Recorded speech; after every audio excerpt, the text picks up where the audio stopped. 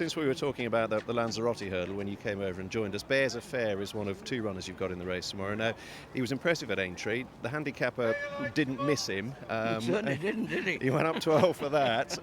Weights, of course, went up £5 again. You put Jerry on to take 5 off tomorrow. Well, if you go back to earlier on in the back end of last year when he won a hurdle race and he got a huge thump then, and then he goes back to Aintree and gets another 12 where Jerry'd ridden him anyway.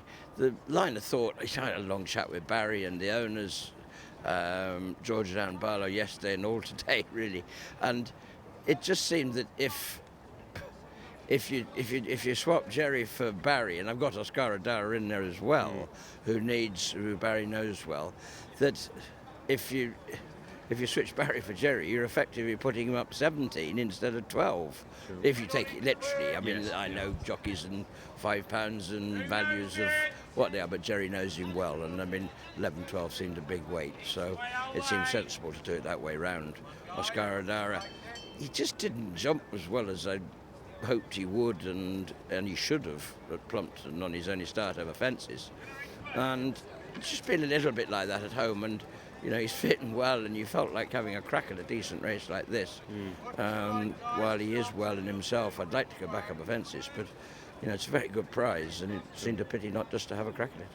Those 2 take part in the Lanzarote. Perhaps one notable absentee from the Henderson Camp Tour, Captain Cohn, and you decided against running him at Kempton. Well, in fairness, as you probably saw, and I think I had 5 in it or something like that, but Captain Cohn was never really a realistic starter here, because I'm terribly keen to go the 2.5 mile route with him.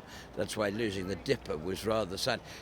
The irony of it is there's only 3 in the novice chase tomorrow, and it's on. Yes. And yet last week we couldn't have a 3-horse race. No, the idea here was Tet Lamy.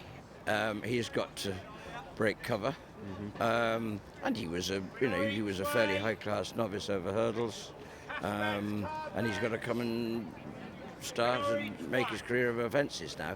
And as I say, Captain Conan, I am very, very keen to try 2.5 and just get him to see that trip for fairly obvious reasons. That I mean, he either is a 2-miler, in which case he's an Arkle horse, and he and Simon Sigg are going to have to clash at some stage, or does this fella go 2.5, which I'd be pretty confident about.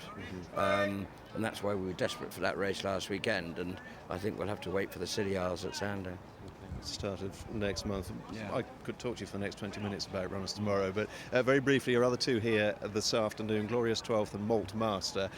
Glorious 12th, done nothing wrong so far? No, she was second at Newbury. She just sort of got outpaced a little bit and a little bit green, and then ran on really well.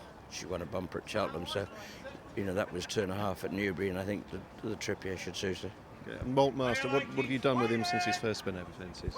In fairness, he has schooled a fair bit. He's been good. I'd like to think the extra ½ mile would help him. A little bit disappointing to see the horse that beat him at Bangor not run a bit better than it did the other day in that good novice chase, wherever it was, because that was going to be just interesting. But you'd like to think that the extra ½ mile here would be in his favour, and you know he's had the practice.